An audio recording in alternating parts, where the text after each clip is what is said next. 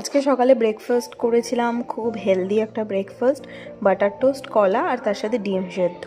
এটা খেয়েছিলাম। খেয়ে দিয়ে নিয়ে দেন একটু গাছগুলোকে একটু জল ঢল দিয়ে নিয়েছি। আজকে কাজকর্ম প্রায় কমপ্লিট, তো রান্নাবান্নাটা বাকি আছে, সেটা করব।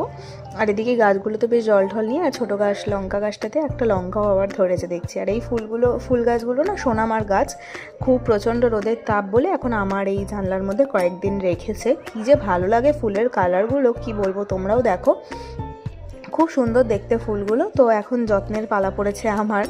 আর এখানে তো আমি সমস্ত গাছকে জলই দিই, তাই জন্য এই গাছগুলোকেও একটু স্নান করিয়ে দিই ভালো করে। আজকে দুপুরের মেনুতে ছিল ভাত, লাউ পাতা চিংড়ি আর সজনে ফুলের বড়া। লাউ পাতা চিংড়িটা আমার শাশুড়িমা বানিয়েছিল, দারুণ হয়েছিল খেতে।